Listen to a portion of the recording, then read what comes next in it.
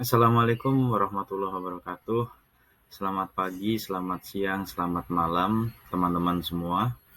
Kali ini saya akan mengajarkan kelas kedua, yakni Psikologi Industri. Perkenalkan, saya Muhammad Yusuf Hakim. Saya merupakan awardee dari Erasmus Plus International Credit Mobility antara Universitas Indonesia dan IMT Atlantik di Prancis. Di sesi kali ini, saya akan menjelaskan mengenai psikologi industri, walaupun kelas psikologi industri masuk di salah satu mata kuliah wajib teknik industri, namun di kelas kali ini saya menjelaskannya hanya singkat. Jadi, untuk teman-teman semua sebagai disclaimer, kelas ini hanya merupakan kelas singkat dan tidak membahas terlalu mendetail setiap topiknya. Disarankan agar membaca buku acuan perkuliahan yang lebih lanjut dari kampus masing-masing.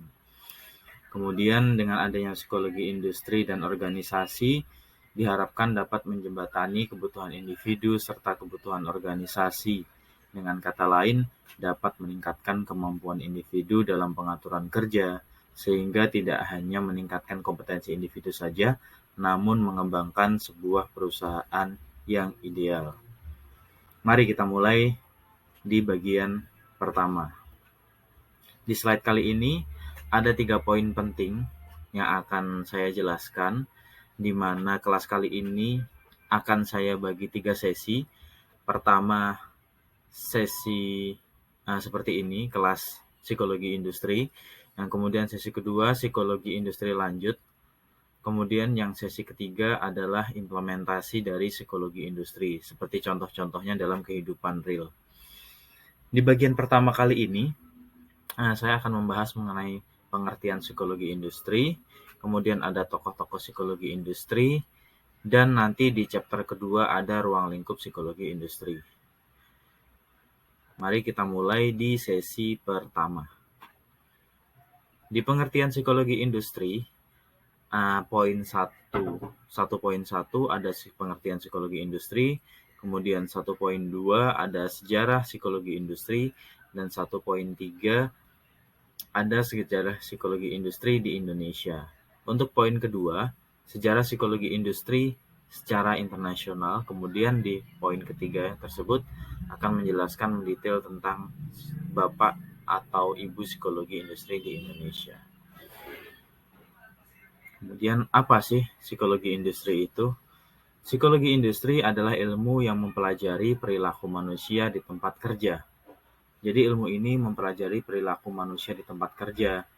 Ilmu ini berfokus pada pertama pengambilan keputusan kelompok, kemudian semangat kerja karyawan, yang ketiga motivasi kerja, produktivitas, stres kerja, seleksi kepegawaian, strategi pemasaran, rancangan alat kerja, dan juga berbagai masalah lainnya. Psikologi industri meneliti dan mengidentifikasi bagaimana perilaku dan sikap dapat diimprovisasikan melalui praktik penggajian, program pelatihan, dan sistem umpan balik. Kemudian perkembangan psikologi industri di Indonesia sangat dipengaruhi juga oleh perkembangan psikologi negara-negara barat, terutama Amerika Serikat. Psikologi industri dan organisasi juga mempelajari manusia dalam dunia kerja dengan 2 peran, yaitu sebagai konsumen dan sebagai tenaga kerja. Psikologi industri dan organisasi mempelajari manusia dalam dunia kerja dan interaksinya dengan pekerjaan, organisasi, lingkungan fisik, lingkungan psikososial di tempat kerja. Kemudian sejarah psikologi industri. Ilmu psikologi industri mulai populer pada tahun 1903 saat Walter Dilscoot menulis The Theory of Advertising, dan ilmu tersebut pada mulanya hanya diterapkan pada dunia bisnis. Namun, pada tahun 1913, karya Hugo Münsterberg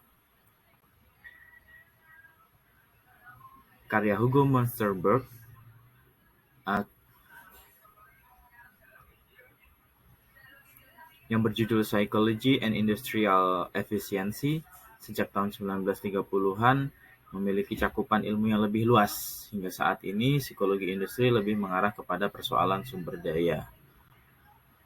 Kemudian, psikologi industri baru populer di Indonesia sebagai bidang keilmuan baru sekitar tahun 1950-an.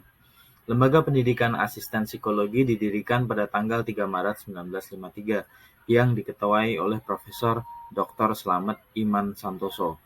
Lembaga tersebut menaungi psikologi kejuruan dan perusahaan yang sebelumnya bernama Balai Psikoteknik di bawah Kementerian Pendidikan, Pengajaran dan Kebudayaan Republik Indonesia. Kemudian di bagian kedua ada cabang dan tokoh psikologi industri.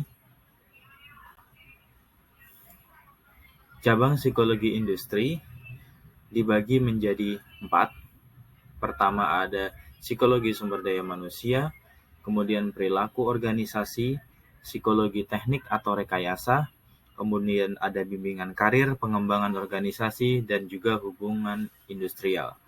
Di bagian psikologi sumber daya manusia dibahas dengan mengedepankan SDM, di mana sumber daya manusia merupakan individu yang produktif dan bekerja sebagai penggerak organisasi, baik itu organisasi yang ada di dalam suatu instansi atau perusahaan dan merupakan sumber daya yang tidak dapat digantikan, serta menjadi aset yang penting. Seperti kita ketahui, karena psikologi bisa diterapkan dalam penentuan sikap ataupun kemampuan ataupun kinerja seseorang, maka dengan psikologi ini pula, seorang pemimpin dapat menentukan salary seorang bawahannya, serta mampu bertanggung jawab atas penentuannya tersebut.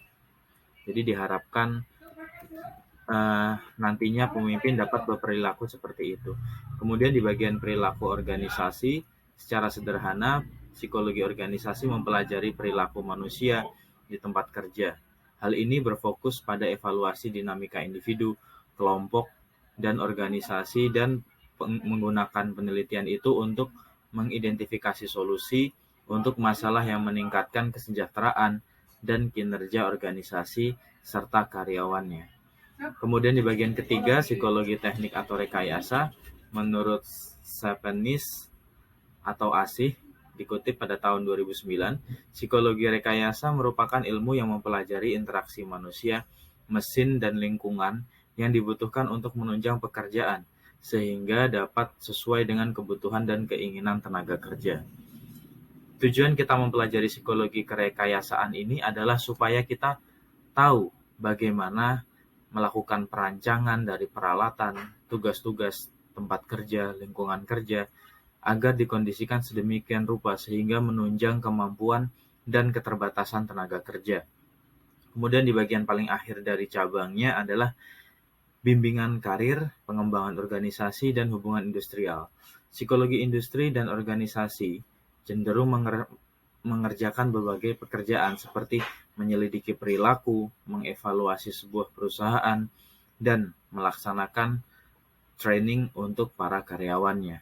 Hal ini berguna untuk mendevelop karyawan agar lebih memahami dunia kerja atau area kerja yang ia akan dalami dalam kesehariannya nanti.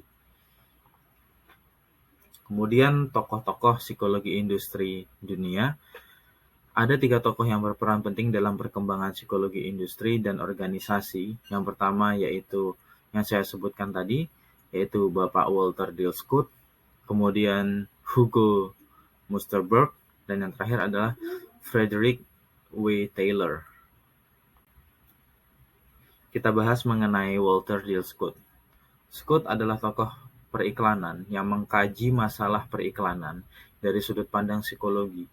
Buku pertamanya berjudul The Theory of Advertising, dan buku keduanya berjudul The Psychology of Advertising. Kedua buku ini membahas tentang perilaku manusia dalam dunia periklanan. Kemudian yang kedua ada Hugo Musterberg. Musterberg menerapkan elemen-elemen psikologi ke dalam bidang industri. Bukunya yang telah terbit pada tahun 1913 berjudul Psychology and Industrial Efficiency membahas 3 masalah, yaitu pemilihan karyawan, deskripsi pekerjaan, elemen-elemen psikologi dalam periklanan.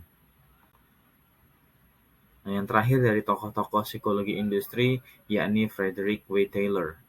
Taylor menerbitkan buku pertamanya pada tahun 1911 yang berjudul Principle of Scientific Management yang membahas prinsip-prinsip untuk meningkatkan produktivitas atau kinerja karyawan.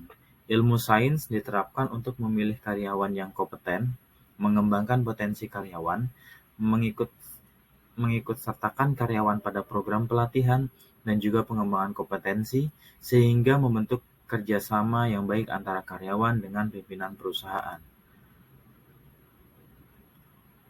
Terima kasih. Berikut akhir dari kelas psikologi industri sesi pertama. Apabila rekan-rekan ada pertanyaan, masukan, atau hal lainnya berkaitan dengan kelas kali ini, silahkan komen atau menuliskan apapun di kolom komentar, sehingga nanti akan saya tanggapi.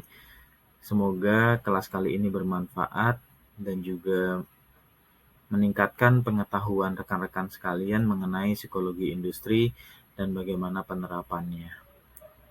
Sampai jumpa di part kedua dari kelas psikologi industri dan juga part ketiga yakni implementasi dari psikologi industri. Assalamualaikum warahmatullahi wabarakatuh.